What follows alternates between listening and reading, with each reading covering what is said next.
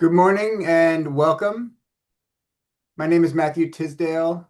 I serve as the Executive Director of GridWorks, a nonprofit that leads collaboration to build a stronger and more modern energy grid.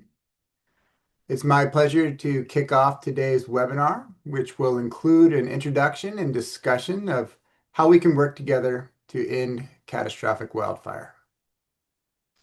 If you're spending your valuable time with us today, maybe you share our recognition that catastrophic wildfire is a challenge, which is deeply impacting our energy systems, and by extension, our safety and our quality of life.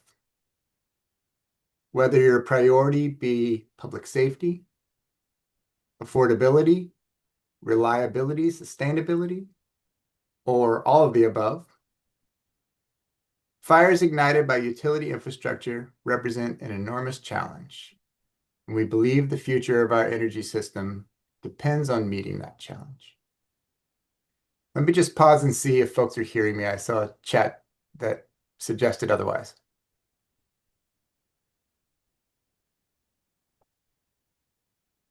I'm able to hear you, but I'm not sure about our audience. Anyone in the audience hearing me? Great. Thank you for that confirmation. So last year, GridWorks decided to get off the wildfire sidelines and lend our facilitation platform to this important cause.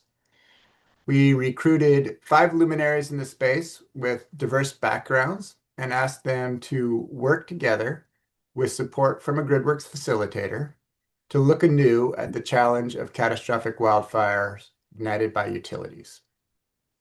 We asked them to be thorough in their investigation, to look beyond the energy industry for examples that we can learn from, and importantly, to be brave in their conclusions, unafraid to challenge conventional wisdom or the various interests in this issue. In December, they delivered Ending Catastrophic Wildfire Together, a report on their conclusions and recommendations. We'll share those insights and conclusions today. I'd like to move us towards that introduction with by sharing a brief bio for each of our presenters and the folks who contributed to this work. Thank you, Abby. First is David Geyer. David Geyer is the CEO of Utility Safety Associates and a globally recognized expert in wildfire mitigation with more than 40 years of utility leadership experience. He helped design San Diego's widely regarded wildfire prevention program, where there have been no utility-caused catastrophic wildfires for over a decade. Next is Christopher Hart. Chris is the founder of Hart Solutions, a consulting firm that applies transportation safety expertise to improve safety in other contexts. He served previously as the chairman, vice chairman, and member of the National Transportation Safety Board, and held senior roles at the Federal Aviation Administration and National Highway Traffic Safety Administration. Next is Rebecca Wagner. Rebecca brings 25 years of energy experience across geothermal development, state government, and consulting to her work. She currently chairs the Western Energy Markets governing body and previously served as Nevada's energy director and a longstanding member of their Public Utilities Commission.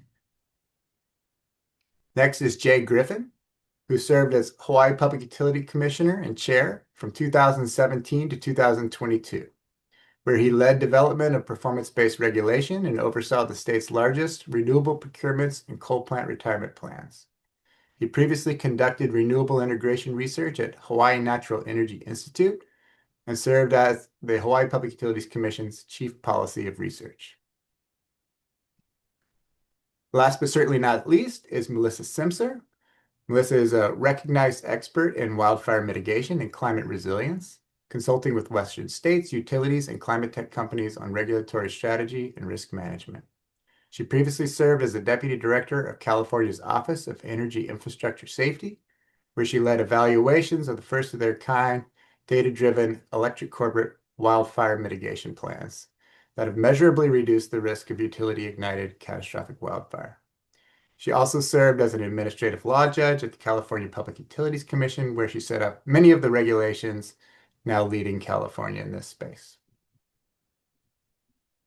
As these five leaders said in their foreword to the report that'll be presented today, they have diverse backgrounds and see many things differently, but they are united in concluding that our industry must move beyond the significant efforts that have already been made to address wildfire to begin making deeper, more comprehensive change.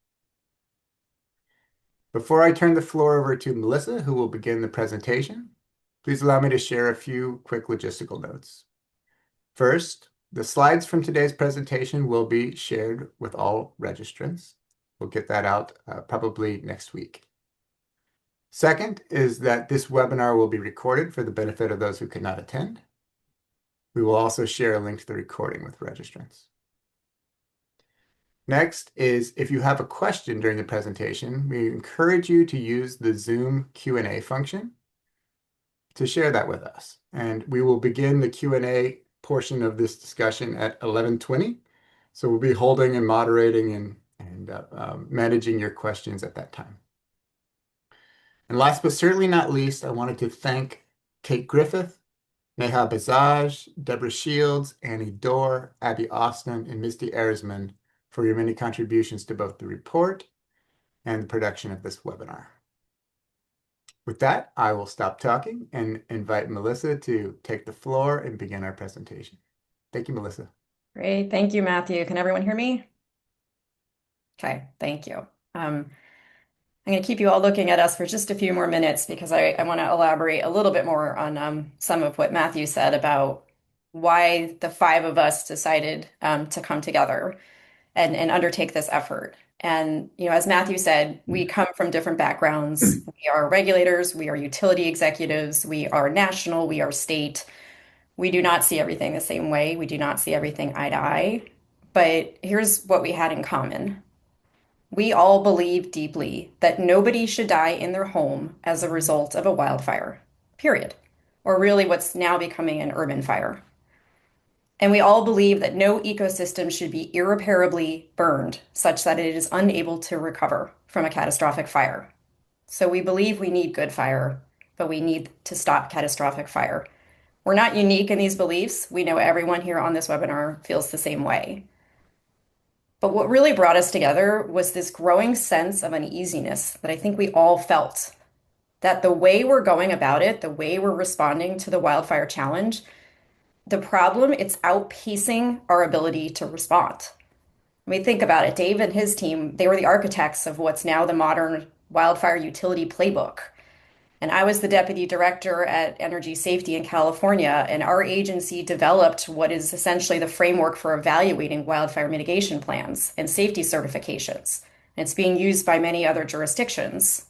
Jay's lived firsthand through the Lahaina response. Rebecca has been working with her legislators for years as fires threaten Nevada. And Chris knows better. Chris knows there's another way. And he's been graciously dedicating the latter part of his career to helping those of us in other industries learn how to think about these catastrophic problems differently. So with that, can we move on to the next slide, please, Abby? So as Matthew mentioned, he tasked us with being brave and being bold. And when we first came together, initially we started thinking about solutions, and then we realized that we had to ground ourselves in what came to be this list of hard truths. We had to be honest with ourselves about what was happening, what wasn't happening. And we put these in the report and share them with you today because we think everyone needs to take a step back and take a moment to say, what is the reality of where we are today with what we've done? I'm not going to go through all of them. Number one and number two, I've already mentioned, but I want to call your attention to a few of them because I think they're incredibly important for framing what we're going to talk about with you today. So number four, and this one was hard for a lot of us, electric equipment, it will cause sparks. We are not going to bring sparks to zero in the electrical industry. Some of those sparks will cause fires. Some of those fires will become catastrophic, absent change. And that's the world we live in.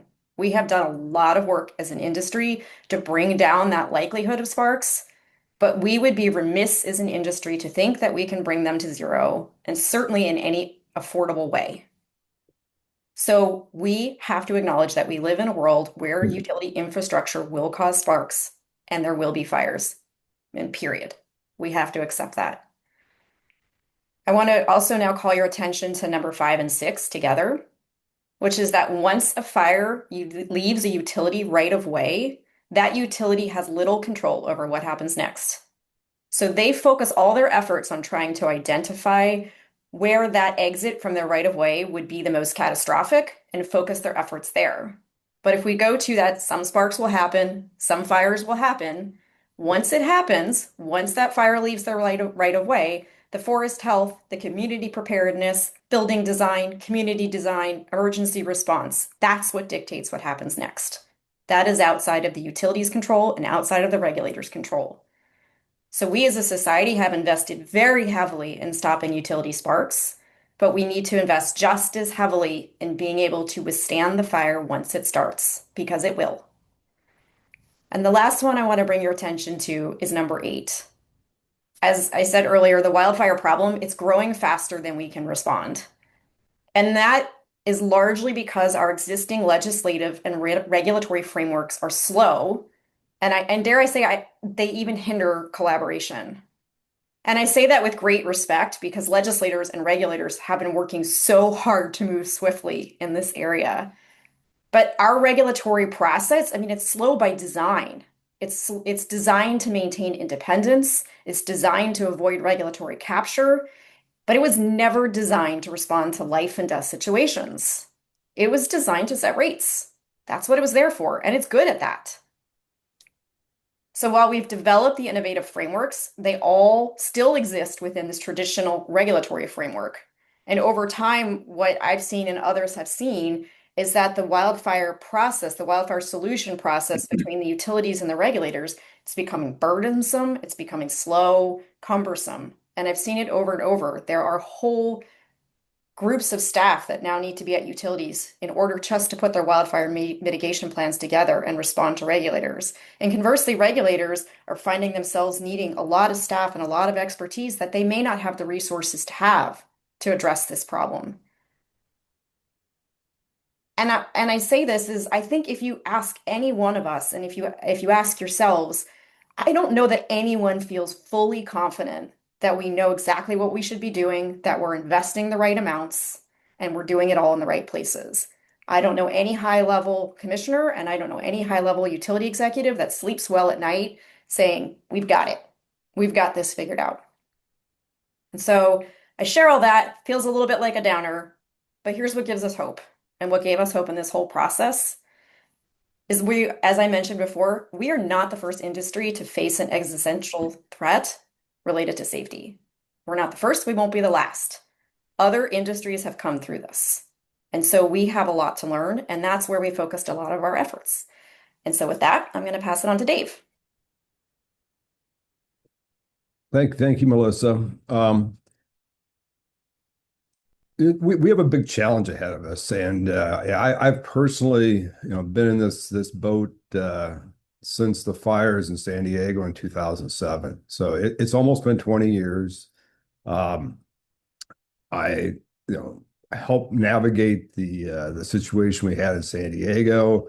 At that time, there was no playbook, right? There was no going to a website to figure out how to stop catastrophic wildfires, but we knew the impact on our community, the impact on our company, the impact on society of these horrendous fires. And in addition to sort of running an electric business from an operations point of view, I became tasked with never let it happen again. So, that was a big challenge, and I'm just pleased to be able to still help folks sort of cut down that learning curve and move forward with their programs. And this truly is about, I think our first hard truth was, we're trying to save lives here. And if you look at the devastation last year in Los Angeles, and Hawaii before that, we've done a lot of work, but there's still a lot more to be done. And as Melissa mentioned, we're not the first utility to try to improve safety and our first industry to improve safety. We really took a look at three examples which we think can help our wildfire efforts. The first was aviation, and with Chris's help, we learned a lot here. But if you go back to the 1990s, the safety had sort of plateaued in the aviation industry. And, it's hard to remember back then, but, when we say plateau, if you look at the information, it had plateaued with sort of a position of there would be 2 fatal crashes a year.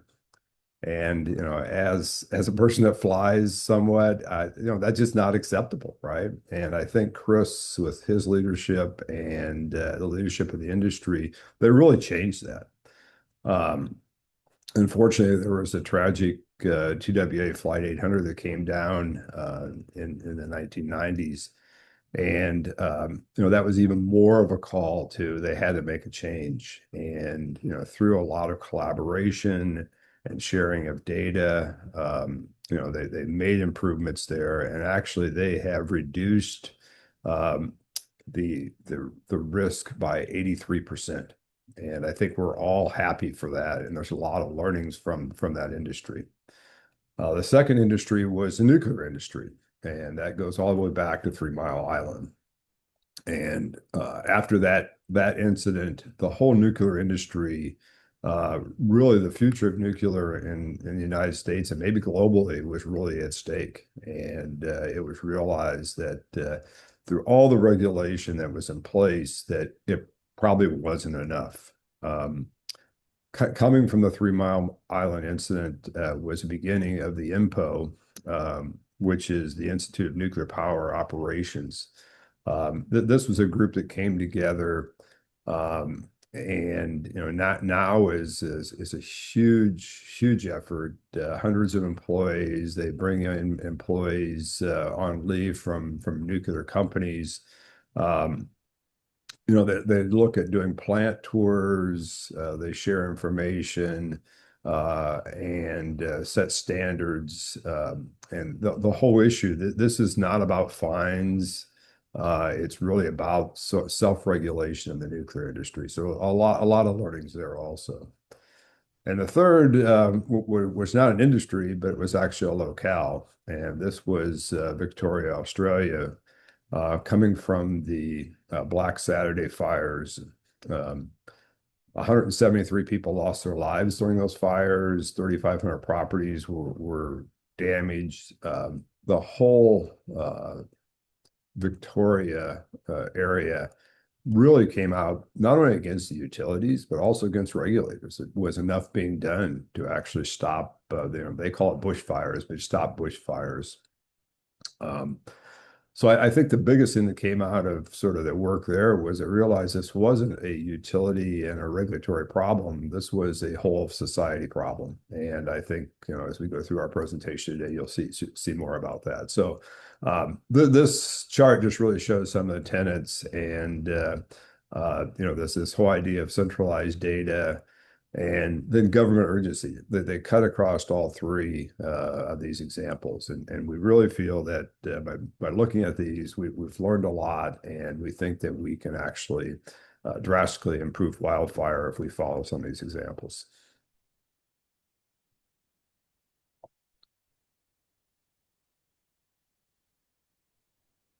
I think I'm up now. Thank you.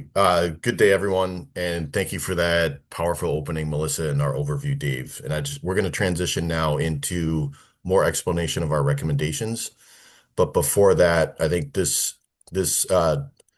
framework here really captures the theme of in whole our set of recommendations, and that is, given the hard truths that we saw, given the need to move faster, more effectively, and think beyond how the electric utility industry has operated in the past, and looking at the lessons that we learned from these other industries, really a mind shift among the folks involved in the institutions. Instead of us looking at each other finding flaws. This is the us versus them, and then the oversight and kind of the traditional regulatory oversight function in the electric utility industry.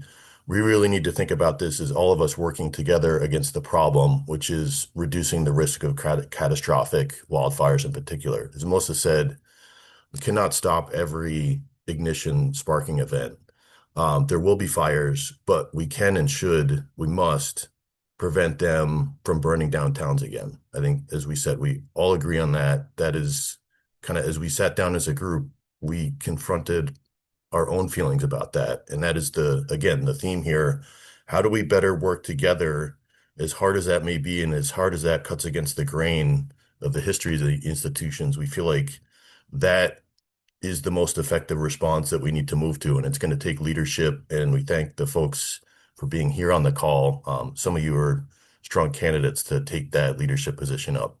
So with that, I'm going to move forward. I'm going to give a summary of our recommendations, and then each of us will go into more detail here.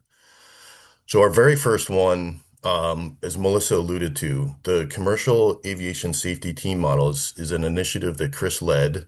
And this really was a fundamental paradigm shift in commercial aviation, where the regulator worked closely in collaboration with the industry in private. So it required an enormous amount of trust, which is challenging in these settings. But they're able to do so and extremely quickly eliminate the the risk of accidents within the industry, in a trajectory that no one thought was possible before. So that was extremely eye-opening to us. And we're going to hear more about it from Chris, and he's a great spokesperson for it. But we see this as the gold standard of the recommendations here. And we invite and we'll have a call to action for folks willing to take that up. Moving through the others, I think Dave spoke well about this concept of whole society approach. Right now, we've put an enormous burden on electric utilities for mitigating wildfire risk. These are really the catastrophic fires are breakdowns of multiple complicated systems. So we really need to be working among all of the players there and collaborating together. So we have some thoughts there and examples of where that's happening and how that could happen better in the United States and the West. Items 3 and 4, reframing the liability framework and victim compensation funds, we'll speak more to. We all totally understand that these are highly controversial as well, but we have some thoughts in the report and what we'll share today. I think this is also another area that needs rebalancing, is probably the way I would think about it, and that would allow more effective, faster, more cost-effective mitigation, but also more effective compensation for the victims when there are fires.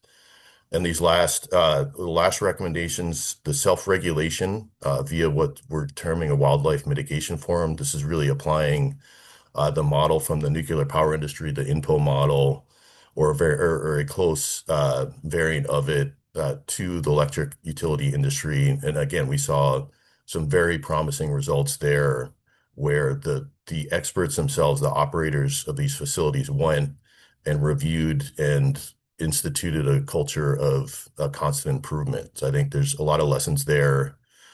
And our last one's recommendation 6 looks at we're terming common risk framework. So we see there's a lot of diversity in the risk modeling that's done across states and with utilities and the approaches. And Melissa will speak more to opportunities here to have more commonality that will help utilities, but regulators and the public better understand wildfire risk and mitigation efforts. And last, we're going to point to and highlight the need for commissions and public agencies to commit and prioritize wildfire response and safety as a top priority. And with that, we're going to move into a more specific discussion of each of these.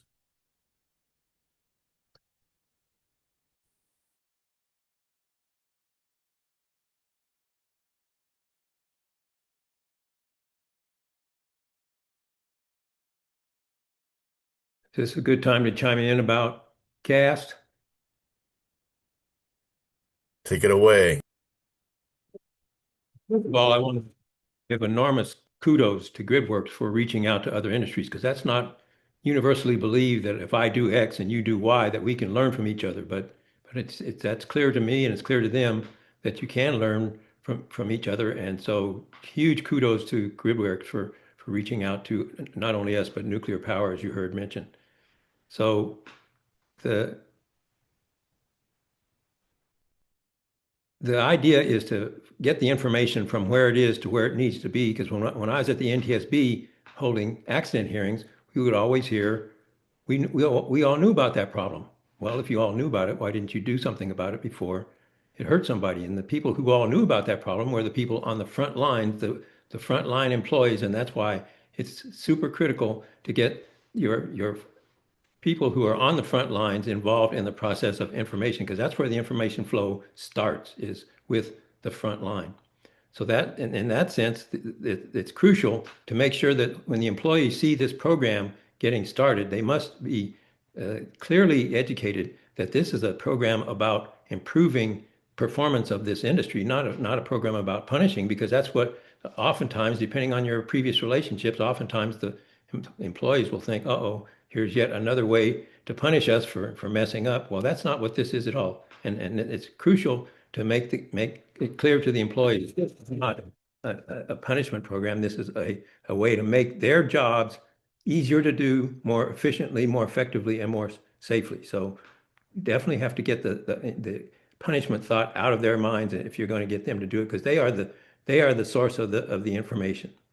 So what happened when the FAA was confronted with this plateauing that you heard about in the early to mid 90s, when the fatal accident rate had been coming down wonderfully for decades, but was starting to flatten on a plateau. And the reason it was coming down wonderfully was because of major technological advances. For example, jet engines were so much more reliable than piston engines that in itself produced a huge drop in the accident rate.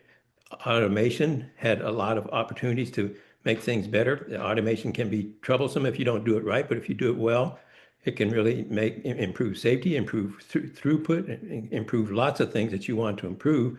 So that's crucial. So those are examples. And simulators were also a huge contributor, because there are a lot of things that you'd want to practice that you would not want to practice in a real airplane, simply because it's far too dangerous. So simulators made a huge contribution to the safety of aviation. And so those were the major technological advances that started in the 60s and 70s, but by the 90s, the benefits were starting to plateau, as you heard.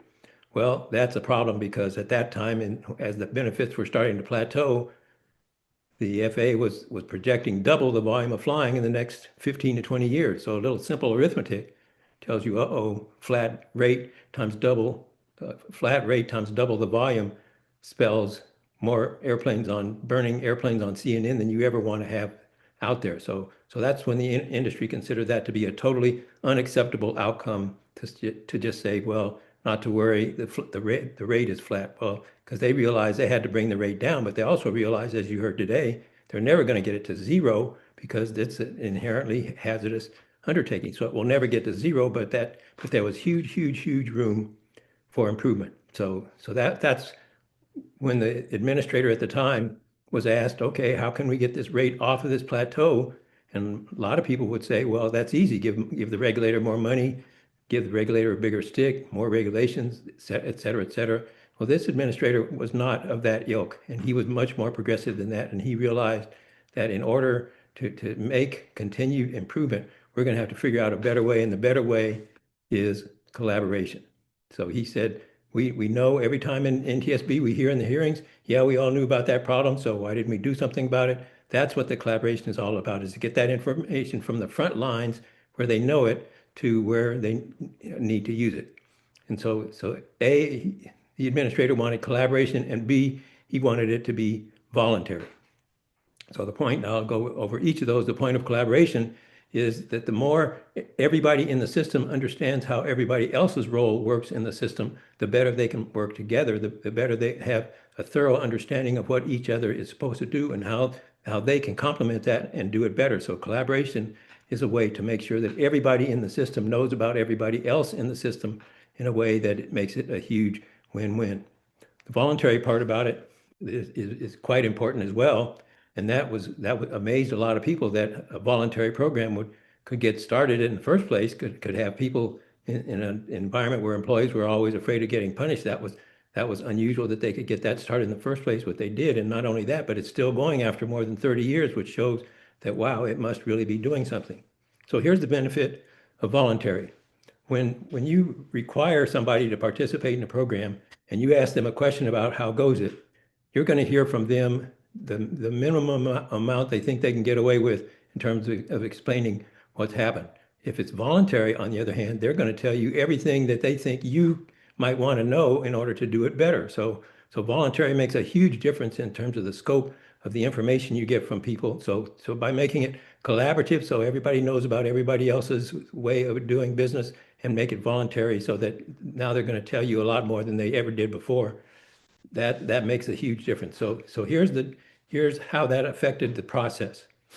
Before collaboration began, before CAS began, Commercial Aviation Safety Team, before collaboration began, the FAA would go to the industry and say, here, industry, I see that here's a problem I see that you guys need to go work with. So go do it. So they put out a notice of proposed rulemaking and hear what everybody wants to do about how to solve that problem. But underlying that, the industry would say, FAA, you don't fly airplanes. I don't like your identification of the problem. Frankly, I think you're incorrect in your identification of the problem. So therefore, I'm going to do everything I can not to have to do what you want me to do. Namely, I'm going to go to the Hill, and I'm going to go to the media. I'm going to go wherever I need to go, not to have to do it. And to the extent I can't be stopped from doing it, I'm going to do it minimally and begrudgingly. In other words, the relationship between regulator and regulated was adversarial. Bottom line, adversarial relationship between regulator and regulated is a huge, huge lose-lose. And that's what it was in aviation. And that's what this administrator realized. And so the administrator employed all of these changes, like going collaborative. So now when the FAA wants to, it sees a problem, what they're going to do is they're going to bring the group together, the group of airlines, manufacturers, pilots, airports, everybody who's got a dog in the fight, and say, okay, I'm not going to decide what you guys need to do. I want us to decide collaboratively what we, the total industry, need to do. And so that means now it went from the FAA saying, do this, and I'm the dictator and do it and shut up, versus, okay, why don't we all get together and decide what we have to go after? And if they do that, guess what happens? Now, every participant has an ownership interest because they help generate the target. So that's a huge, huge difference between forcing them to do it by saying, industry, you need to do this, versus having them decide it collaboratively. So now that they want to do it, and that's why they managed to get such a rapid drop, that 83% reduction that you heard Jay talk about happened in less than 10 years. That could never happen with regulations. That happened because everybody was on board with it. They had an ownership interest in it. They helped develop the program, and they're going to help implement the program. So after collaboration, the employees now have buy-in and ownership interest, and they want to see it work. And that includes here's a problem that often happens in such complex systems as this. You often have things that don't quite fit, and so it needs some tweaking. Well, when you do a regulation and you try to tweak a regulation, that takes a whole new regulation all over again. That takes years and years and years. Whereas if it's collaborative and everybody has ownership interest in it and want to do it, now they will voluntarily tweak it because they want to see it happen, and they want to see it happen in their lifetimes as quickly as possible. And so it's just a huge, huge difference. Not only that, in the bottom line, it improves labor management relationships, because guess what? Labor is seeing management actually accepting some of the things they're saying, and management is seeing labor actually coming up with some great ideas. So now the labor management relationship, and I can't even measure specific, I can't give you a metric for how much better that is, but that is so much better when labor and management are working together as opposed to working as adversaries. So it was a huge change of how to do business, and it was hugely successful. And not only did it improve safety by 83% in less than 10 years, but it also improved productivity, and that flew in the face of conventional wisdom, which is if you improve safety, you'll probably hurt productivity, and vice versa. Well, this improved both safety and productivity, and it also responded to one of the major problems of complex systems, which is whenever you make a change in one subsystem of that system to try to make the thing work better, you don't understand the relationships between all the subsystems, and who knows what's going to come out of that. And you can guarantee what's going to come out of that is some unintended consequences. Well, when everybody's on board, when everybody's at the table to whom these unintended consequences could occur, they see it early and nip it in the bud so that it reduced unintended consequences. Wow, what a huge, huge success story in so many dimensions. And I'm so proud that you guys asked me to come and tell this story, because I'm excited and proud about this story, and it's fascinating to work on it, and I'm fascinating to continue working on it, and now it's fascinating to apply it to other industries like this. So I'll be glad to address the questions at the end of the session, but that administrator was the godfather of CAST, and he and the then vice president of United Airlines were the two champions who managed to convince everybody, A, that join this voluntary program, B, when you join the program, you take off your me hat and you put on your system think hat, and then you work together for how to make the system better, and everybody wins, versus come in with my me hat so that I can win. Now everybody wins, and what a huge, huge way of doing improved way of doing business that was. So thank you again very much for letting me come and bring to the table what CAST did, and I sincerely hope it can make a huge difference. So thank you very much. So I'm going to take a little bit of what Chris said, and thank you, Chris, because we learned so much from you. And it was years ago that we learned about this, and so grateful to be able to learn about this process and think about it now. Does anything sound familiar about where things are now with where Chris was saying the aviation industry was pre-CAST, right? We're largely solving our wildfire problems with technology. That's great. That's not the only thing we're doing, but we have a large reliance on technology, and there's huge explosions of growth in the technology space needed. But we're probably going to reach a plateau. And we are generally thinking that when we run up against a problem, the way to solve it is more regulation. And that was something that really struck me as a former regulator when Chris said, if the regulation was going to solve the problem, it would have. And it hasn't. And what we've seen happen is more laws, more regulation get passed. These processes become more and more complex. A fire happens. Now the regulator asks for more information.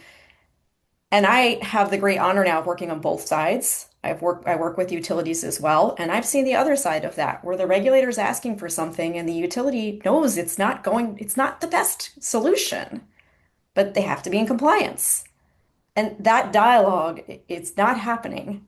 And it's just getting more and more and more complex. And people have fewer and fewer and fewer resources to put towards it. And so I think we as an industry have so much to learn from aviation. And we can immediately jump to why this won't work, right? What's different? Aviation's federal, it's fairly standardized. Electricity is state by state in a lot of its regulation and cases in the distribution system. Different types of equipment, three-wire versus four-wire. Like there's a lot of differences, right, across utilities and a lot more standardization. But I would just encourage us to say, why this can't work, to what do we need to clear and what do we need to do to make this work? We've done a lot now in this industry, in electric industry, about starting to share data, looking at near misses or risk events, looking at trying to share that data between regulator and regulated. But I don't think we're sharing it well across everyone who needs to have it, and to really mine it so that one utility's near misses are the learnings for another utility, and that's helping shape what's happening on the state response to that. So I think we have a long way to go, and that's what's so important about CAST is it's an information repository in a lot of ways where everything gets shared. And something Chris said a long time ago that really resonated with me is that the aviation industry does not compete on safety. It competes on other things, but not on safety. And I think we have an opportunity here to come together and take off our, like he said, our I hats and put on our system think hats. And I think that collaboratively we will be able to go so much faster. There's the last bullet I just want to call attention to because I think it was a really interesting piece of CAST as well, which is that members of CAST, when they are together and deliberating, that information is free from the access from the FOIA. Now I can't remember what FOIA stands for, but the Federal Freedom of Information Act. Um, it's not free from being used in, it's not confidential in the sense it can be used in cases and such. So it's not free from that, but it is free from making its way out into the media. So it helps create that safe space. And so that's one thing that we'd have to clear, certainly here in California, right, is to create this space. Another hurdle is that we have, in many states, we tend to have annual ongoing wildfire mitigation plan proceedings. So when you have live proceedings, there's a lot that you can't talk about and a lot of interacting that can't happen. So how do we address that? I think there are ways. But I think, again, the most important thing is the voluntary nature of this, is that we are calling on utility leaders and regulators to come to the table willingly, voluntarily, to be brave and to take this on and say, what can we do together that we can't do in the us versus them mentality that we live in? And with that, I'm going to pass it on to Jay. Thank you both for that. Another powerful discussion, and I think as all of you heard, our group learned a ton from Chris in this discussion, and we've had a chance to share that now. Now I want to move on to what we see as another challenge, or has been a challenge in the electric industry in our entire approach to addressing wildfires in the U.S. But it's a huge opportunity here, and this one fact, I think, kind of jumped out at all of us as we're going through our review here on the top left. So California's investor-owned utilities outspend all other public agencies on wildfire spending by 20 to 1. This was a recent analysis. So just think about how out of balance that is with where, like Melissa talked about, I think very eloquently on how, well, just the multitude of factors in catastrophic wildfire. So you can have an ignition, but once it moves outside of the utilities right away, it's a whole bunch of other folks' responsibility and a whole bunch of other complicated factors. And so a balanced approach, a more effective, quicker approach is we need to be working across all those actors to address this problem together. And again, what this fact here shows that it's way out of balance with a lot of the burden on the electric utility industry. And so we're seeing high cost, a lot of effective mitigation there, but is the ability to stop and reduce the risk of the entire problem. I think we need to be looking at a lot of other places and mitigation efforts. Some of them may be controversial, but we have a lot of shared responsibilities among other state agencies, landowners, land managers, enforcement of land use regulations. So I think there are a number of initiatives looking at this. We highlight two here. One was a response in in Victoria, Australia, and some of the ongoing work in California with the Wildfire and Resilience Task Force there. And so you'll find more information, ideas in the report. This was a quick summary and overview, and I think we have Melissa and Dave can offer any other insights on the ongoing work here as well. Well, I think that this 20 to 1 spending is significant, and it's not to say that the spending that the utilities are doing to underground lines, to put up covered conductor, all that makes sense. But at some point, as Melissa brought up earlier, is that we're not going to eliminate every spark.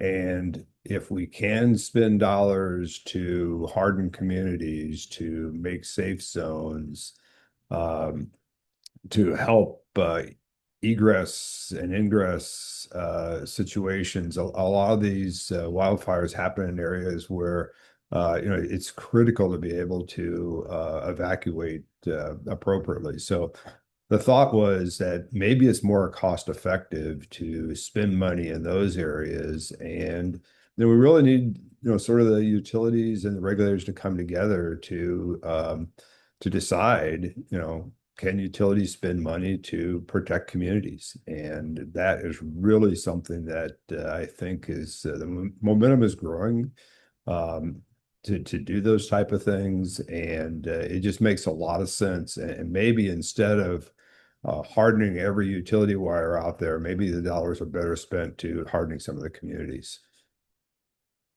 And Oh, I'll just add to that. I just saw Chair Tani's comment pop up as well, which is that um, we can bring utility wildfire to zero. We're still going to have wildfire. And I'll just emphasize we need wildfire. Frankly, part of the reason we're here, and I think we all know this, is because we suppressed wildfire for so long.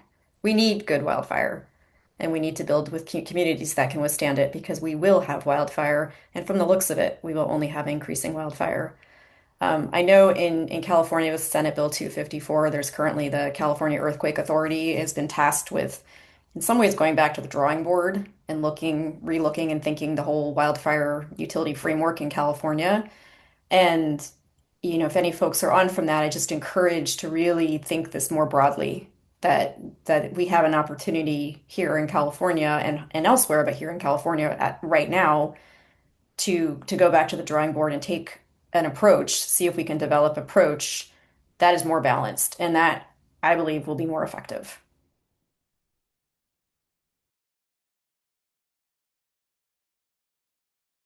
Thanks, Melissa, and thank you to my colleagues. I just wanted to take this opportunity to shout out to what an amazing experience this has been. Thank you, Matthew, for affording us this opportunity.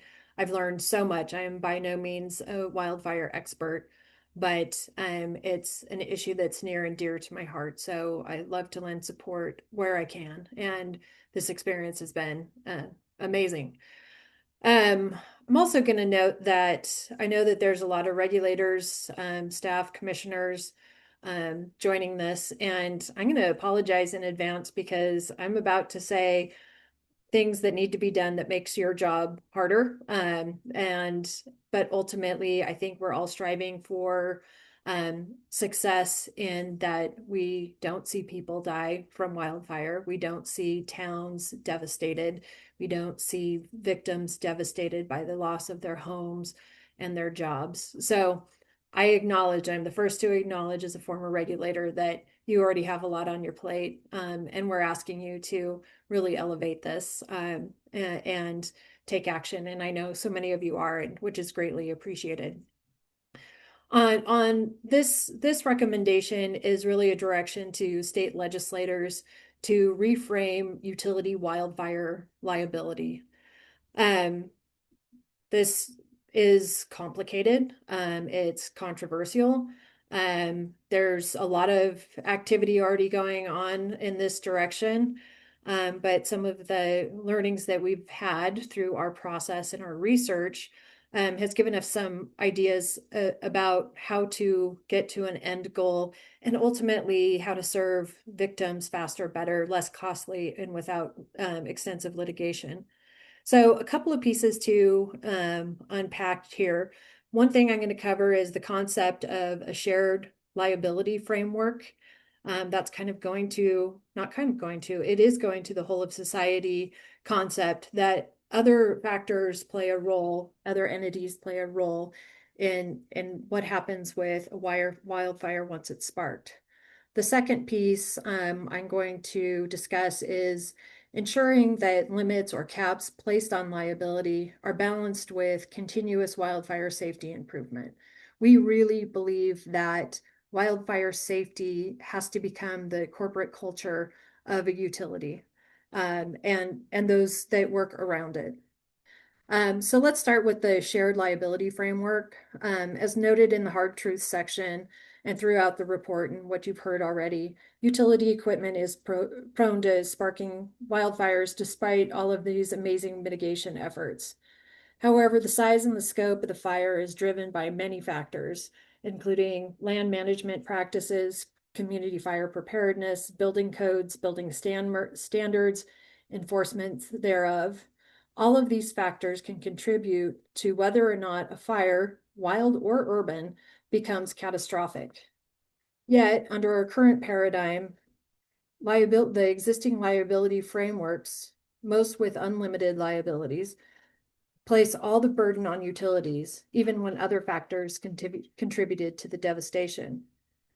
The consequence is that utilities can't shoulder all of the burden and are driven to bankruptcy, as we've seen in California, or they receive credit downgrades, as I believe has occurred for Pacific Core. And all of these things result in higher costs of capital And ultimately, it's increased rates for customers. And again, customers are the victims and the customers pay for this. So I think I try to keep a customer-minded focus on what we're doing and is that working? I believe that folks tend to want to see the utility as the bad guy. It's easy to do. As a former regulator, yes, I often fell into that trap. But at the end of the day, it's us customers who are paying for this. And we need to be mindful of that and really going to us versus the wildfire rather than us versus them. So the concept that is highlighted and we have a good example is from Hawaii's global settlement after the devastating Lahaina fire. What this does is spreads the responsibility of the liability across the other contributing factors, not just solely on the utility. Yes, the equipment sparked a fire, but was the land managed properly below?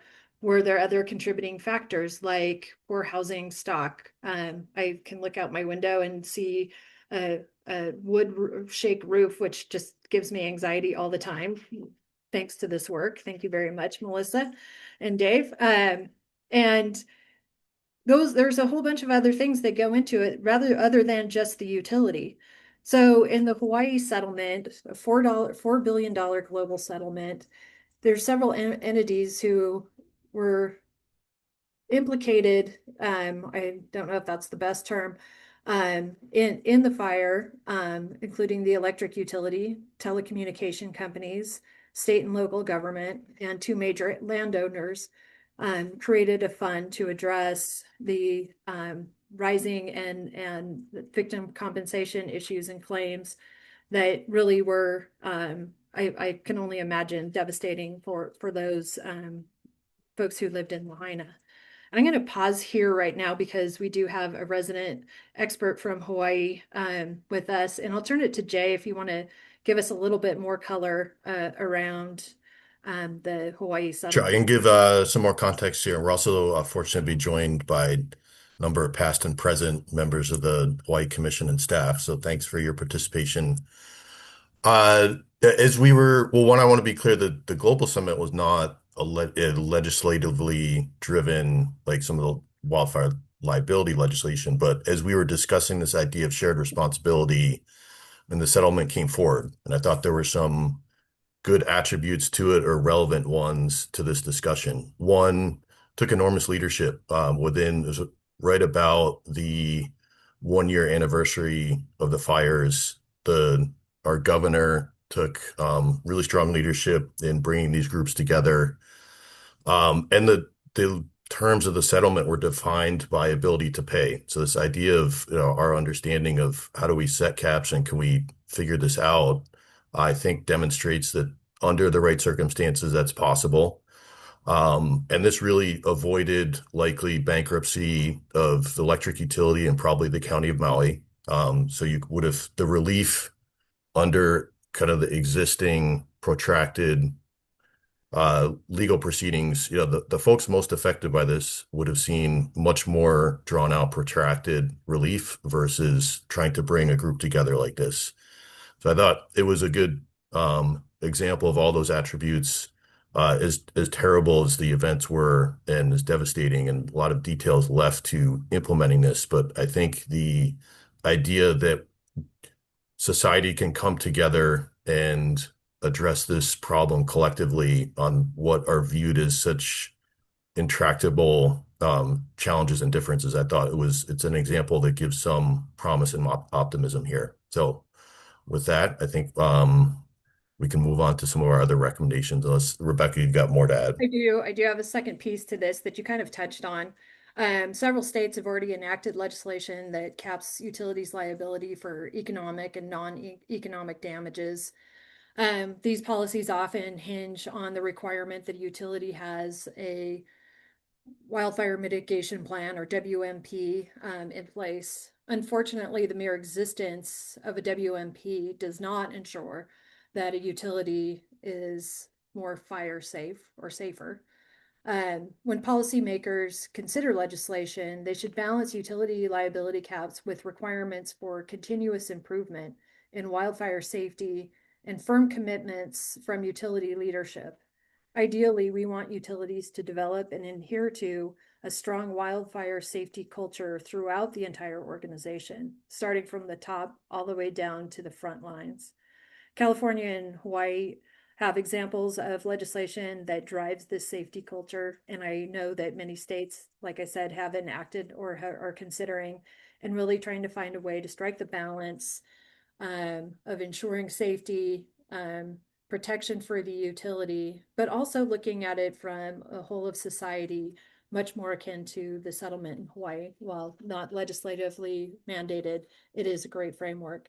And I'll also note the nuclear industry in and of itself has a template for responsibility for safety, shared responsibility. And it's noted here on the slide that includes self-insurance, pooled insurance, and a government backstop. Turn to the next slide, which is me too. Kind of building on this in my comments about really focusing on the victims. You know, their lives get devastated and it takes forever to get compensation. I mean, it's just like pouring salt into the wound. I can only imagine. Our recommendation here is that state governments, or in the perfect world, the federal government, should create victim compensation funds to address wildfire damages, streamline payments to victims, and avoid costly and lengthy litigation. Unfortunately, victims of wildfire caused by sources other than a utility are often left with no means of compensation for their damages. We all know that there are many sources of fire, whether it's lightning, which is natural, man-made, like unattended campfires, fireworks, arson, cars crashing off the side of the road. The list is endless. So it's not always utilities that cause cause fires, but most often those who are responsible for these fires, an individual person, a teenage kid playing with fireworks, they have no means to pay the damages to fire victims. So the notion here is a pooled, no-fault victim compensation fund backed by taxpayer fund bonds going to the whole of society notion that would provide compensation for damages to victims more directly and without litigation. We do have a couple of examples from the federal government with the 9/11 Victim Compensation Fund, as well as the Vaccine Injury Compensation Fund. Now I've been rambling a bit, and I will turn it to my next colleague up with to wrap us up. I think that's Dave. Take it away.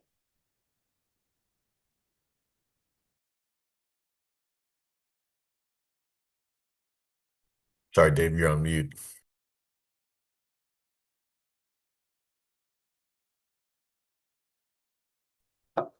Yeah, I think actually the next slide is Chris's. Well, what I wanted to thank you for that. What I wanted to chime in on was there's actually a more fundamental reason for these victim compensation funds and that's one that I'm seeing in healthcare, where I'm looking at whether aviation safety successes can help with healthcare, and that is one of the things that one of the major sources of learning for aviation has been errors and near misses. So that means we have a robust program of reporting errors and near misses. And one of the worst things you can do is when there's an error or a near miss is punish somebody, because usually error or a near miss indicates a problem with a defect with the process, not a defect with the person. And so if you go after the person, then you're aiming at the wrong target. But not only that, you're encouraging other people, other employees, to hide information whenever there's an error or a near miss. And every time you hide it, you lose an opportunity to make the system safer. So that's one of the crucial roles of of a compensation program, is it eliminates litigation, which in turn opens up the door of reporting errors and near misses so that the situation can be made better and safer. Let me note, by the way, that the aim of CAST was not compliance. The aim of CAST was safety, and that's why its safety result is way above the regulatory floor of compliance, because because that's what they're targeting, is not compliance with a regulation, but they're targeting safety, and that's why they're having such amazing success, because they are accomplishing improved safety. And then one of the ways they're doing that is by removing the fear of reporting on incidents of errors and near misses so that they can be fixed.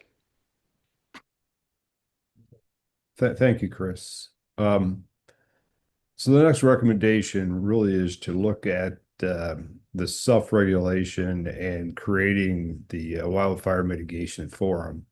Uh, as we discussed earlier, the INPO model in the nuclear industry really does set an example here. It's very mature. It's actually funded through the member utilities that have nuclear power plants. Um, they have hundreds of permanent staff members, and a real cornerstone of the INPO program is they bring in temporary employees from the industry, typically on an 18-month or 2-year assignment. And they do evaluations of plants, they set standards. They really look to accelerate the learnings and sort of use best practices throughout the industry. So the idea here would be that a similar type of model could be set up for wildfire. And again, there's a lot of sharing that goes on in the utility industry today, but is it enough? Is it really to the point where the information can be shared? Can there be a candid evaluation of WMPs? And we mentioned a number of times that just because someone has a wildfire mitigation plan doesn't mean they have all the answers, or even means that they're following that plan. So I think looking at that, looking at best practices, and all in the vein of trying to accelerate learnings. One major sort of tenement of the INPO model is the confidentiality. And that is something which, quite honestly, everybody's going to get comfortable with, because the more that information can be shared confidentially, probably the more candid it's going to be, and the more that people are going to be able to react to that. So there's at least two models out there. There's the INPO model. There's also the North American Transmission Forum that has sort of tailored their transmission operations after the INPO also. But both of these, the regulators of the utility industry are familiar with them, and it could help us get to the point where the confidentiality is not as big of an issue. So again, I think this really is to accelerate the sharing of information and to make it in more of a sort of supported way that the industry can move forward, and again to accelerate learnings and to really look at the gaps that individual utilities have and hopefully fix those gaps. David, if I could just add one other thought on this too, which is that there currently is also the International Wildfire Risk Mitigation Consortia, which is a voluntary group of utilities that come together, but it is voluntary, and it doesn't have nearly the structure, in depth that an INPO type framework has.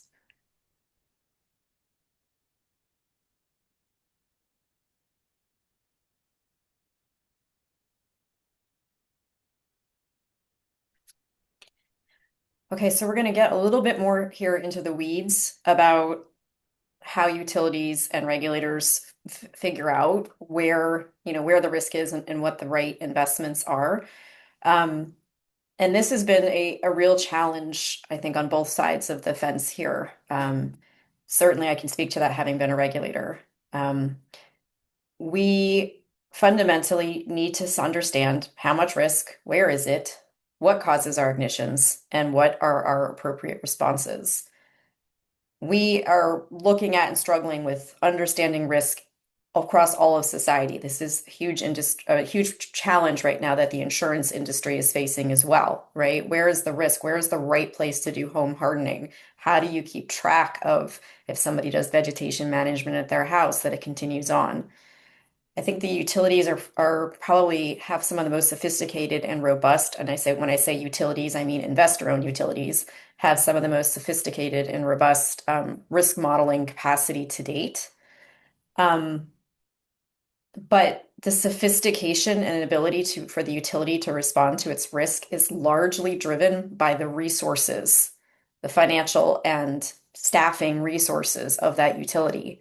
So if you have a small utility or a publicly owned utility that has, 100 staff, 200 staff, they can't build the level of a sophisticated model and understanding that a large investor-owned utility can build.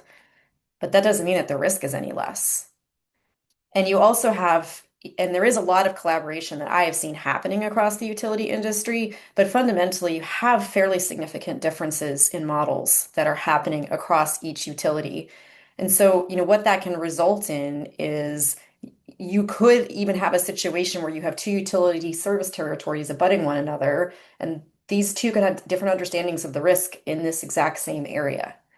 It also makes it really challenging to feel confident on all sides of the understanding of the risk, of the comparisons of the risk. Is the risk in a service territory in, a particular location in California similar to the risk that's in Oregon in a similar type of topography, or is it not? How much less risk does one state face than another, or one portion of a state face than another portion of the state? I think we intuitively know that answer, but when we get into the granularity of it, it's really, really challenging.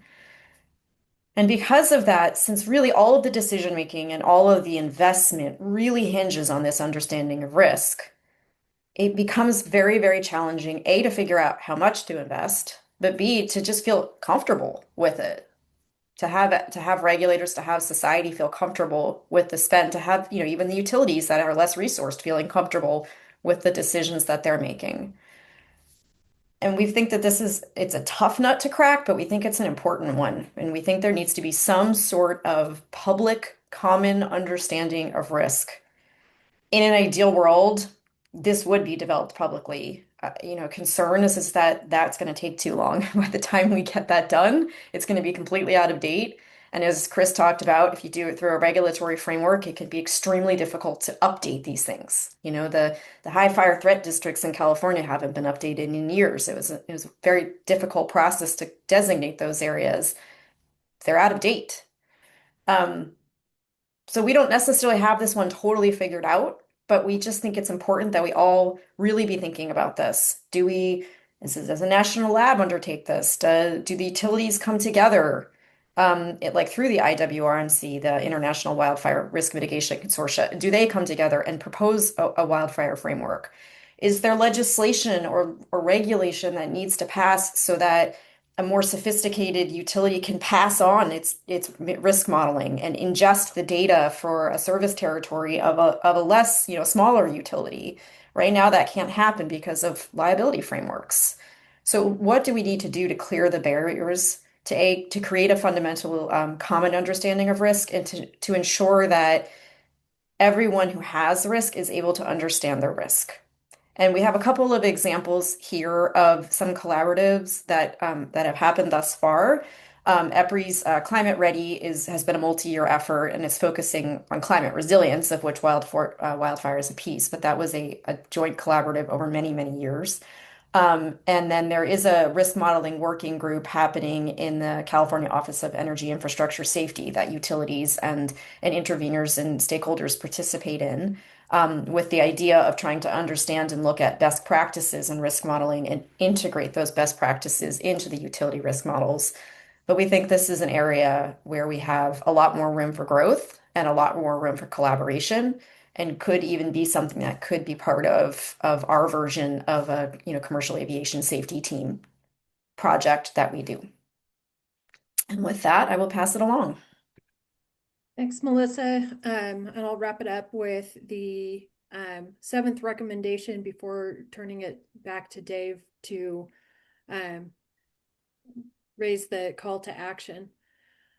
I think this probably goes without saying, but we really recommend that states and commissions commit to prioritizing wildfire.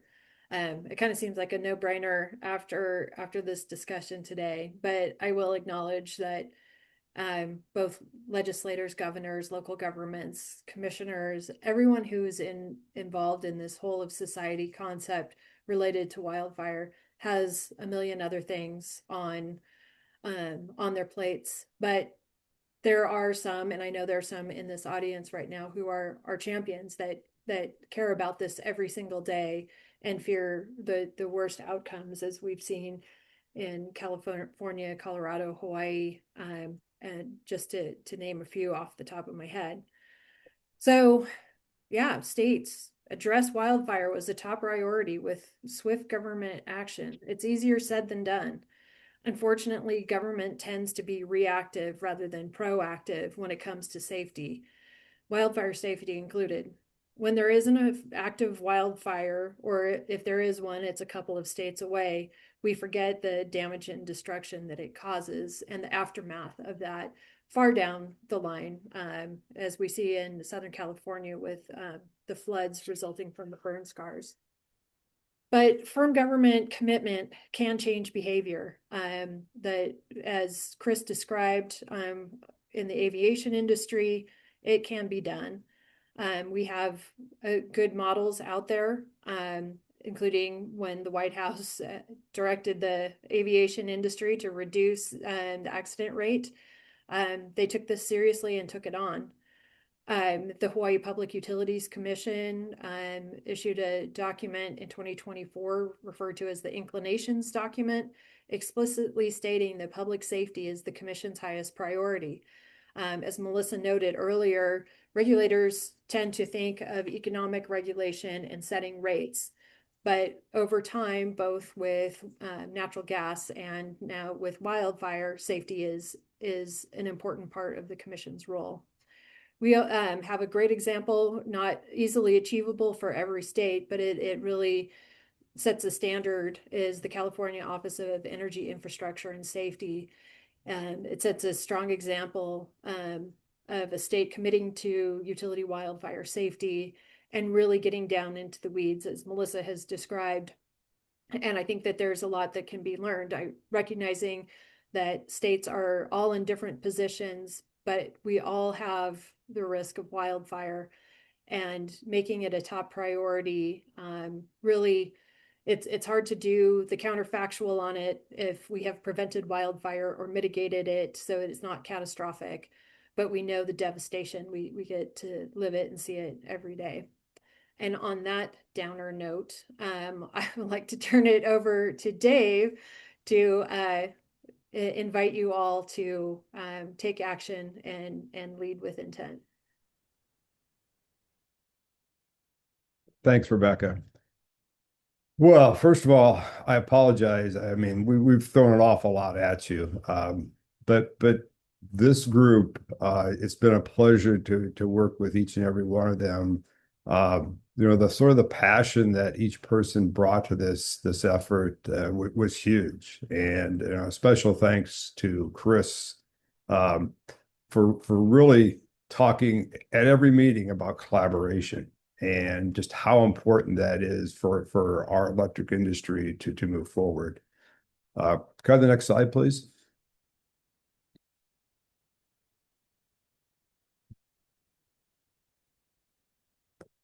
So we really started out with this fact that a lot of work has went into wildfire mitigation throughout the utility industry, and that should never sort of be downplayed. Sort of the impact that's happened has been pretty dramatic, actually. But I think, again, going back to the LA fires, we haven't done enough. Right. And we really believe that what we've laid out in the last hour or so is a new approach. And it's a new approach that's necessary to really save lives and protect communities. And I keep going back to very first truth that people are dying. And I personally was standing on some of the burnt ground in San Diego 20 years ago, and I'll never forget that. So I mean, I think that what we're doing here today, we need to take it from our group, and really is a call to action to everyone to take a look at some of these things we've laid out. The other industries we've talked about today, there's some great examples there. Not only are they good examples, but they really have improved safety. And again, back to Chris's point, collaboration, collaboration, collaboration. I think that's really where we need to go. The other utilities really did get the shared databases, the confidential reviews, common risk formats, things of that nature, all the things we talked about today. And those proven approaches really have improved safety. They've saved lives, and in some cases, they've restored public confidence. And that's a huge piece of this also, is that whatever we do together, it's really about improving fire safety and providing the public some confidence that, hey, we really have our act together here, and we're moving forward. So a real tenet of this whole work has been sort of orienting around us versus wildfire, and there's no time to be pointing fingers at each other or having regulatory meetings that aren't adding value, and just we need to work together, the entire industry, to combat this wildfire. No, and that's not going to be easy, though. That's going to take some bold leadership. There's our word again, collaboration, sharing of information, and really some new processes that we're going to have to be put in place. So I will end, with the question for all of you is that, are you willing to be a champion for this new approach? We want to build on with the progress that's made so far, but take these new approaches, and hopefully we will end catastrophic wildfires forever. So thank you for your time today. Thank you for your involvement. And with that, I will turn it back to Nia to start the question and answer. I think we're going to have a brief break for 5 minutes or so before we do the Q&A.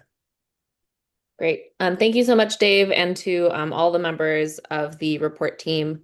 So as Dave mentioned, we're going to take a brief 5-minute break. On my clock, I have 11:17 Pacific, so be back at 22. While you're taking your break, I invite you to consider these 2 questions. Which of the 7 recommendations that the team shared resonate with you, and which of them do you feel challenged by? If you'd like to put your thoughts in the chat, we welcome that as well. But we will see you back here at 11:22 or 22 past the hour, wherever it is that you are. Thank you.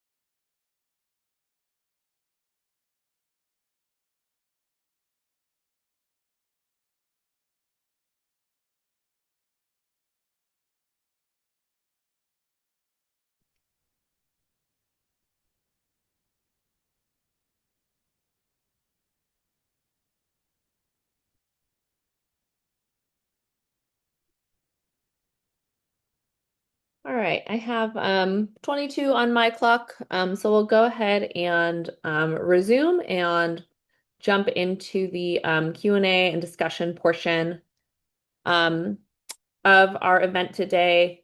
As I shared before the break, for those of you who would like to share, we'd love to hear in the chat which of these recommendations resonate with you and which do you feel challenged by. Feel free to put those answers in the chat as they come to you. But we'll go ahead and get going with the handful of questions that we've received thus far. So I'll start with, we have a question from Thomas Gifford. They say, I'm a PhD candidate in economics, writing my dissertation on the economic impacts of wildfire in the context of tourism revenues and water quality. Curious what regulators and lawmakers think are the biggest unanswered questions about the impacts of wildfire. I know insurance markets are always a hot topic, but anything else?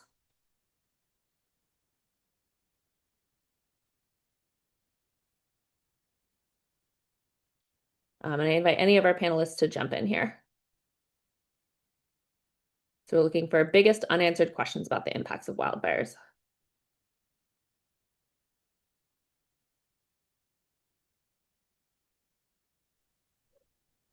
One that comes to mind for me, and just thinking about wildfires generally, is um, the long-term health impacts of those of us who have been exposed to smoke that is filled with plastic and other materials from homes that have gone up into the air. I don't think we begin to understand what that impact is.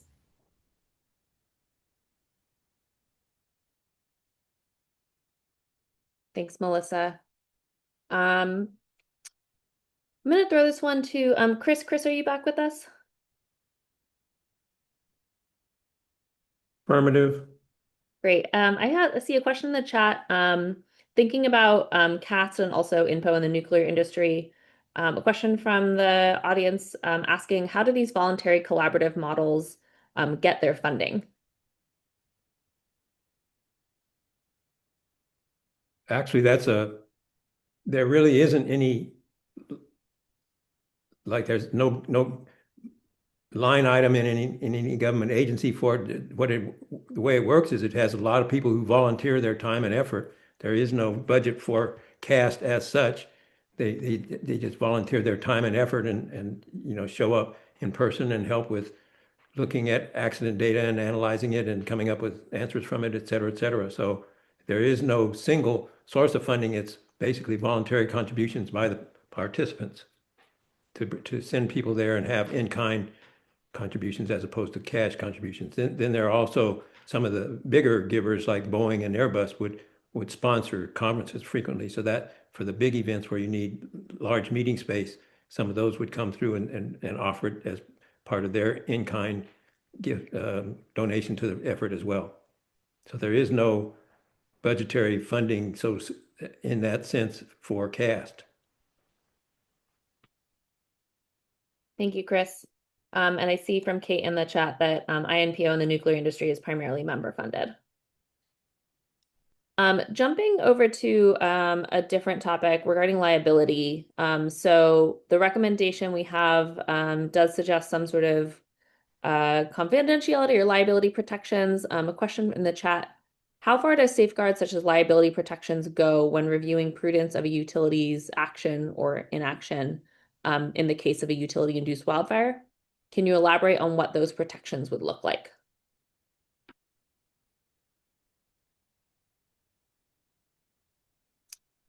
Melissa, I'm going to call on you. Oh, or Jay or Melissa. Jay, were you going to start? Go ahead. I can start. I think one, I just want to say, I think probably a few observations. I think we're looking at, well, one, probably situations where uh, utilities may have acted prudently, may have approved plans and being in compliance, but other actors have not. So I think on the framework we're talking about shared liability, that's actually where utilities liability would be. There would be limits on that. And the overall assessment is they had been acting prudently. I think you're asking about situations where they had not. I mean, we want to step back and say, I think the liability framework and rebalancing we're talking about is contingent, or those protections are contingent on utility taking like a whole sequence of actions that are outlined both in legislation and by the commission. So, we talked about not just having a wildfire plan submitted, but having some review and approval of that, continuing adequate action. And the idea is not just compliance, but continual improvement, improving safety outcomes. So I think, again, the idea of any sort of protection is contingent on having done the right thing and continuing to do so. I think is I think something that broad concept. Now I'll turn it over to Melissa and others to weigh in here. Yeah, I can build on that a little bit and say the safety certification process in California was somewhat designed because we have inverse condemnation here. So whether you were negligent or not, the utility is on the hook for the damages. And the safety certification process, a lot of people misunderstand it to think it's about compliance to the past, and it's really more forward looking. It's that the utility is really demonstrating a commitment to an improved framework for safety, of which one element of that is an approved wildfire mitigation plan. But there are other elements around safety culture, around implementing that plan, around having safety expertise on their boards. And it does sort of turn it on its head a little bit to move it towards you have to prove that the utility acted imprudently, but the assumption is that to start with, that they acted prudently, and that's for repayment of the wildfire fund. So again, not access to the wildfire fund, but for repayment of the wildfire fund in California. But I don't think anyone is suggesting that a truly negligent actor is getting off the hook, right? But I think what we want to do is to understand, and as Jay said this, it's a lot more complicated than just what the utility does. And there's also a lot of different regulatory process over the years and frameworks we've operated in that have created some of what we have today. We have aging infrastructure. We've tended to live under a model where it was run to failure. That was sort of how the industry worked and how the tolerance that regulators had for funding repairs for utilities. It was run to failure.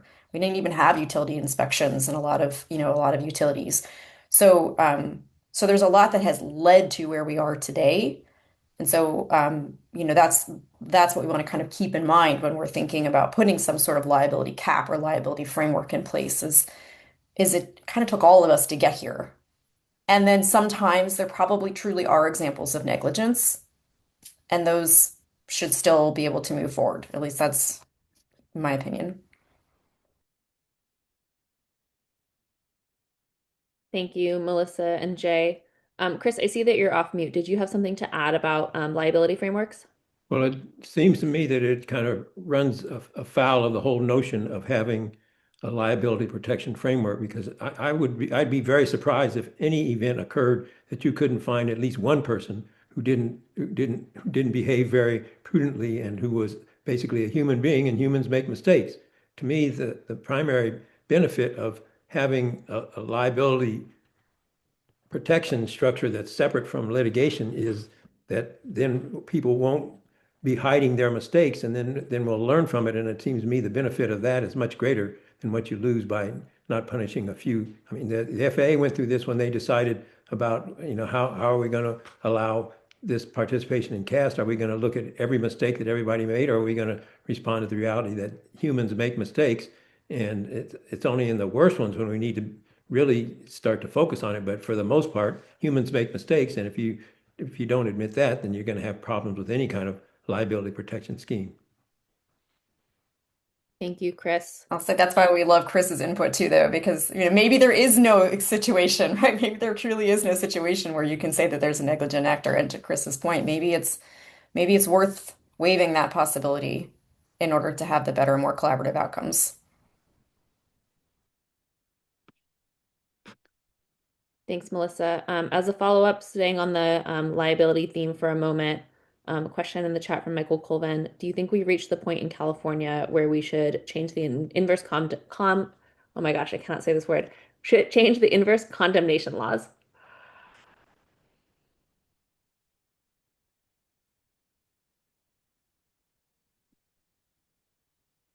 Oh gosh. Okay, I so will, I could start with that. You know, this has been discussed for 20 years, and it's it's a high bar to actually make that change. And I think discussions should continue around that, and maybe there's different models that could use could be used to replace inverse condemnation. Um, and I personally think that debate needs to continue. And uh, it really does inverse condemnation now. It really does neglect all the facts that we talked about, that, once the fire leaves the utility right away, there's a lot of other whole society approaches that will determine the impact of that. So I believe it does need to be continued to look at. It has been looked at for a long time. And again, it's just a high bar to make that change.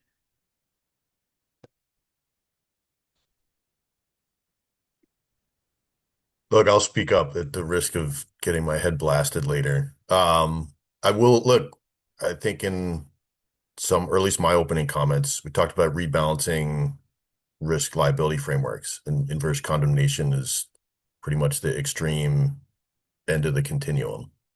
And so I think what we see, or I think a lot of things we've talked about are it just encourages extreme risk averse behavior by one actor. And I think when we talk about whole society approaches and not getting to where we need to be quickly, I think it is probably at the point to discuss that. And my other observation is, even in my lay reader review of the litigation here in Hawaii, even where it's not clear that inverse condemnation is the standard, that's what was assumed as the starting point in a lot of these lawsuits. So like that has uh traveled outside of into other, I mean, basically all these litigations. It's the assumed standard from what I've seen in a lot of the litigation. So I think like the discussion applies broader, I think, throughout all the states where this is a factor.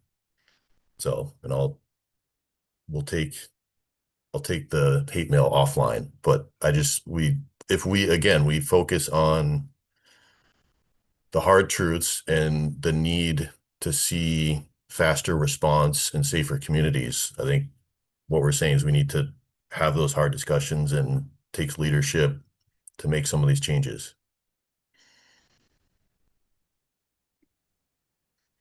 Thanks, Jay. Melissa, did you have something to add, or are you happy to leave it with Jay?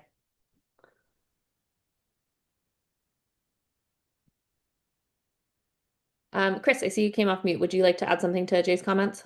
Yeah, I just want to make sure that the aviation community isn't getting credit where credit is not due, because a lot of people ask, how did you guys pull that off? How did you get the political oomph to make that happen? Well, that's pretty simple to answer. The answer to that is that the reason that aviation has been able to accomplish as much as it has safety-wise is because a large percentage of the general population is afraid of flying. So that's why every time the slightest little thing happens, it gets a lot of media attention, it gets a lot of political attention. So an airplane can run off the end of the runway, people go down the slides and sprain ankles, and nobody is killed, just sprained ankles, but yet it's national news for 3 days. So aviation has a huge push. And by the way, footnote, guess who are frequent flyers? All of the legislators are frequent flyers because the FAA is federally legislated. And so that means those legislators all have to go from DC to their home district and back several times a year. So because they're frequent flyers, they want to make very sure that that system is as safe as possible. So let's not give aviation too much credit for for pulling strings that a lot of other industries can't pull. It's just because the widespread fear of flying amongst the populace and the number of frequent flyers that there are in the legislature. Thank you, Chris. I want to shift gears a little bit. One of our participants shared in the chat sort of which recommendation resonated and which one was challenging. So resonating with this participant that the fact that wildfire is a whole society problem, but also feeling a little bit challenged by the idea or the emphasis on risk modeling as opposed to making sure that there's funds and compensation available to folks after the fact. And I'm wondering if one of the panelists might speak to how some of these recommendations might interact with one another. Um, Maybe looking specifically, as this commenter suggested, what is sort of the interplay between the whole society approach and victim compensation funds or reframing liability?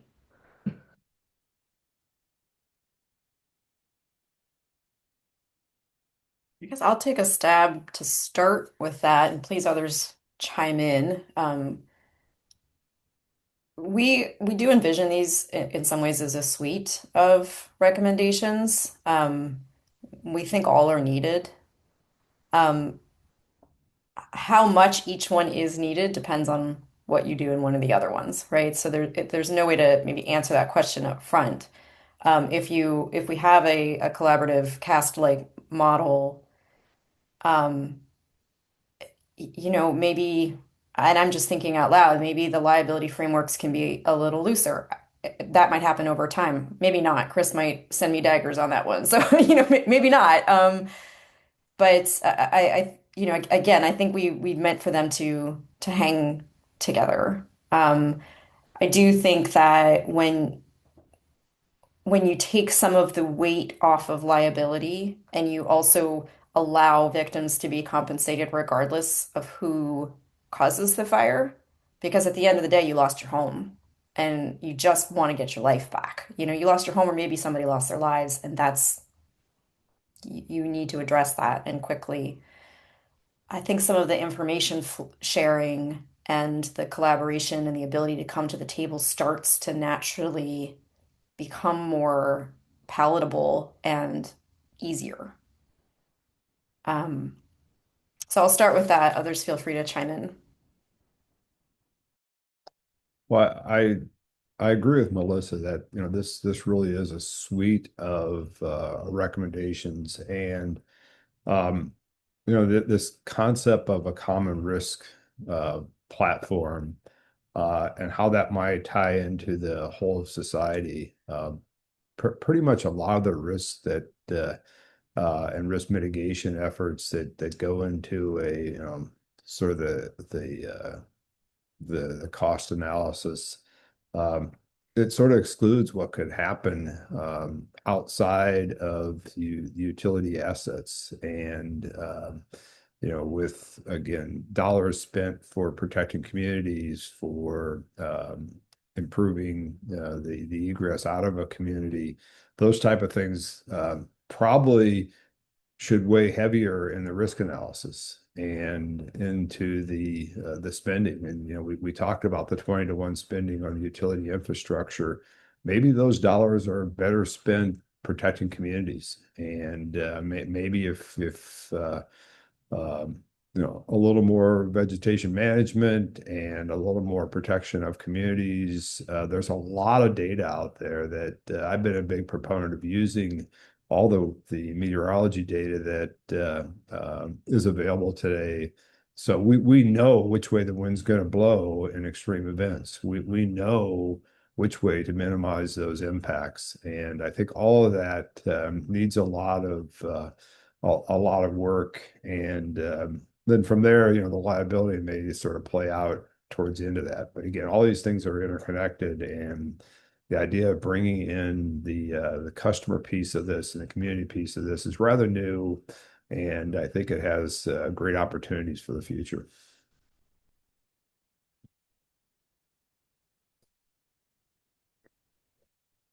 Thanks, Melissa and Dave. I have a couple of comments in the chat and questions in the Q&A sort of related to this information sharing idea. So a question in the chat, thoughts on how to incentivize electric utility participation in a cast-like model, and relatedly, how should we treat near misses due to arcing, slap, vegetation contact with no ignition? So they're reported as learning signals, not liabilities.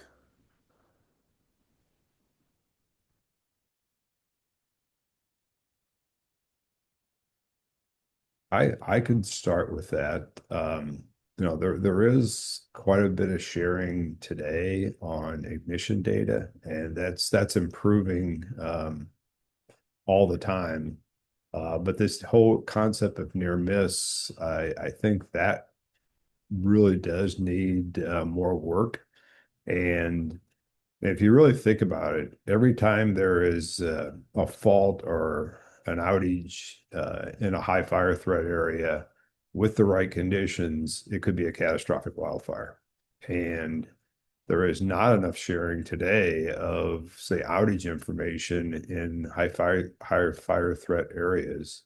Um, so I think um, if we had a framework that protected some of this data, there'd just be more inclination for sharing.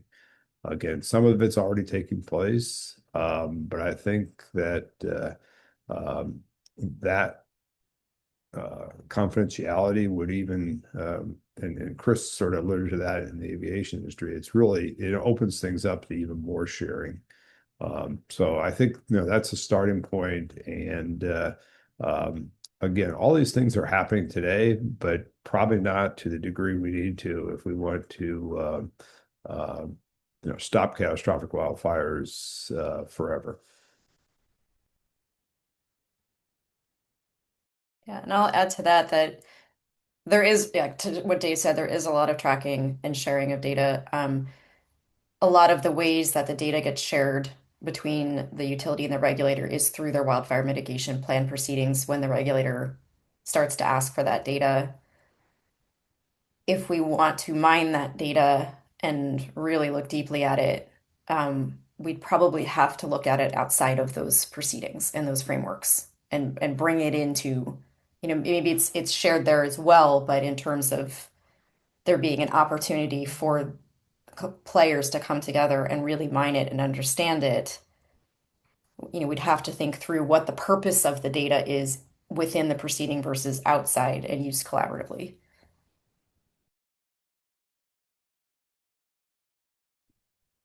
Thanks, Dave. Thanks, Melissa. Chris, as our sort of CAST expert, I wonder if you have anything to add about how electric utilities might be incentivized to participate in something like CAST. Well, the confidentiality of the information is a much more challenging task in a situation like an electric utility, because when data is submitted to the FAA, it's submitted and then it becomes part of a national set of data, which means it's easy to de-identify it and then lose it, so that you haven't given up its identity, if you see what I'm saying. That's a little harder to do in a context that's only one operator, looking at how to protect information. So I'm going to have to beg off on that one because I don't have any expertise in how to protect information in that environment. Fair enough. Thank you, Chris. Thank you. All right. Do. Can we touch on actually before? Do you mind if we touch on incentivizing participation? Please, yes. I mean, one, to the data, I think there's value in creating larger information sharing than just within a particular state, right? It does get challenging if you have latitude and longitude. I think this is a solvable problem, but ideally we are learning from each other. Incentive to participate to me is what we're doing working. What I mean, Dave, from the utility perspective, but is it working enough, or is the liability still hanging over our heads? Is the threat still so high? Is the responsibility in putting together a wildfire mitigation plan and going through that regulatory process for both sides, is it working enough that we don't want to come together, or do we want to take the risk that we might be able to do it better? And so I can't speak for a utility or a regulator at this point, but I think there's a large incentive purely because I don't know a single person who works in any of these industries who is happy about the outcomes right now in this, and glad to not have caused fires, proud, things like that. But there's nobody who goes to work and is like, I hope, I want to hurt other people, right? People who work in these industries are good people. They want to save lives. They want to prevent this. It's our communities, it's regulators' communities, it's people who work for the utilities, it's their communities that burn down, right? So maybe I'm being Pollyannish, but I think there's a really strong incentive to do this. But I think we have to create the right incentives for it in terms of, confidentiality and liability to make it worth it. And I think there are groups out there like the International Wildfire group that um, the IWRMC Wildfire Mitigation Group has 25 or so companies globally. It has most of the major companies in Australia and a lot of the companies in the western part of the United States. So there is a platform there that we could build on, and there's work that's going on at EEI and EPRI and other places. So we have platforms that we could build on for sharing this information. And one of the things that really concerns me is that you take Oregon, for example, where you have three or four major utilities, but probably hundreds of small co-ops and publicly owned companies. And wildfire doesn't know who the utility provider is for a given area. And a lot of these smaller companies just don't have the resources to sort of start at the beginning of this. And they could benefit dramatically from the information that the big companies have put together. So I think the sharing of this information really cuts across all different sizes of utilities, and it really is critically important that we share this information and share best practices and help these smaller companies that just don't have the resources to move quickly enough in the wildfire space.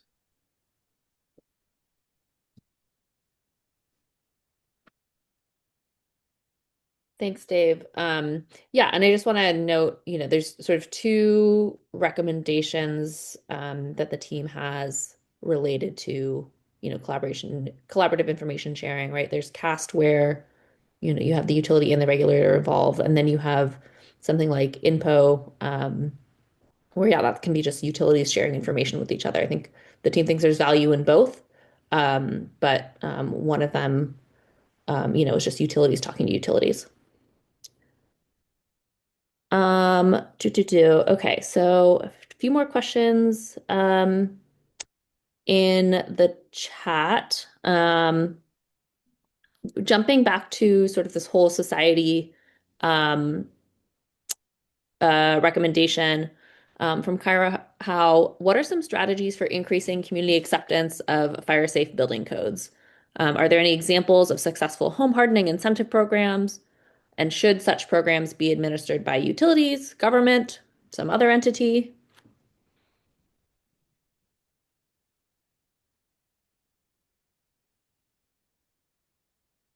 I'll start here and again, others add, but I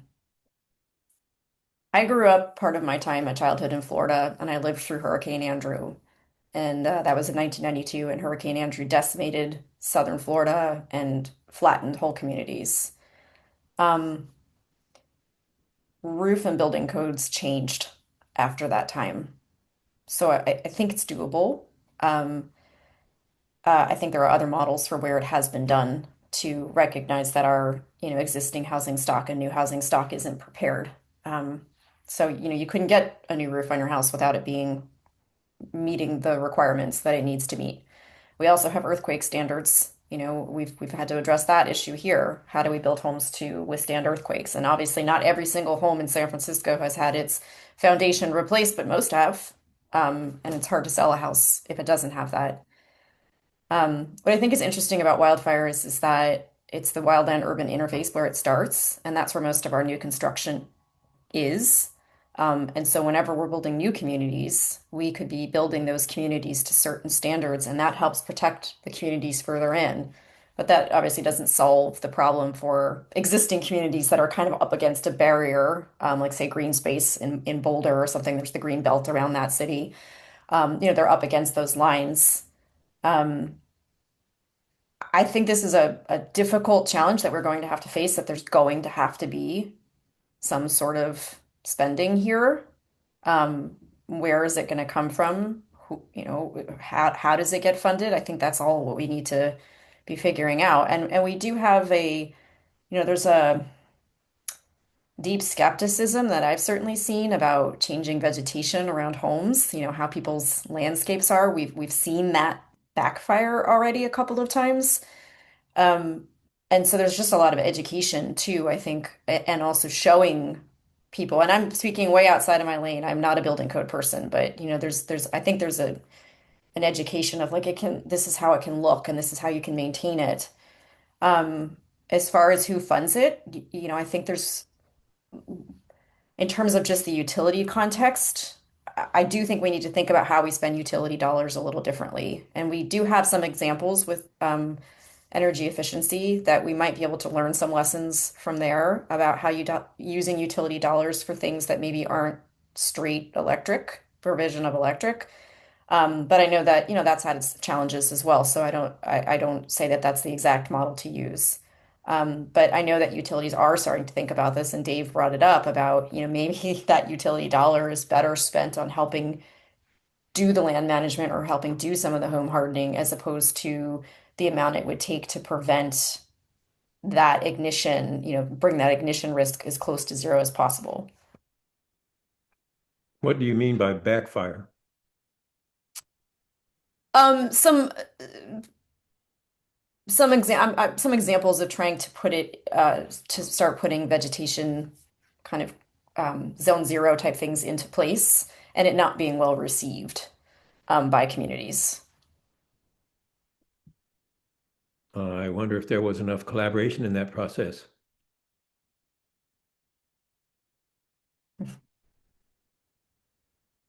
Thanks, Melissa. Want to ask a question we have from Lakba, and I might not be asking it totally correctly, but question about how do regulators typically treat maintenance/retrofits on existing infrastructure, and what would it take to make maintenance deployable mitigation scale faster? The idea here is maintenance versus like new infrastructure or other capital deployment.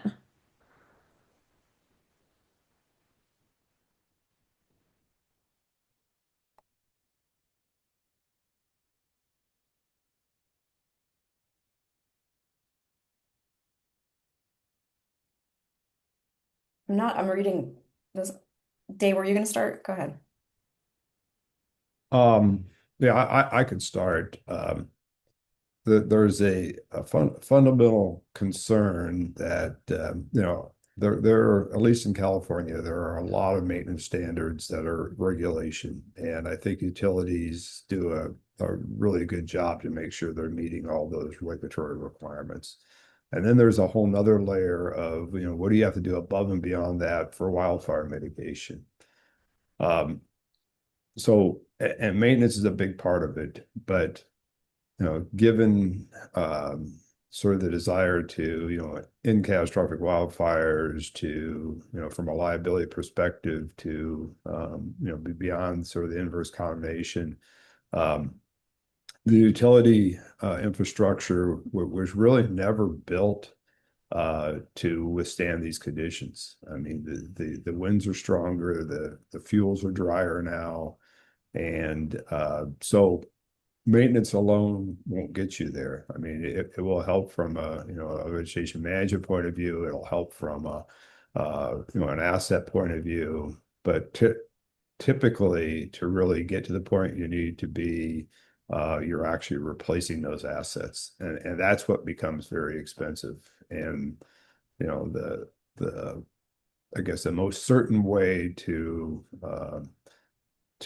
eliminate that spark is to put things underground, which is very expensive. And then the whole idea of, the utility industry was built on having bare wires up high on poles, and that can lead to sparks if a bird hits the wire, or if the wind blows hard enough that the wires come together, things of that nature. So really this idea of, replacing the existing conductor with covered conductor.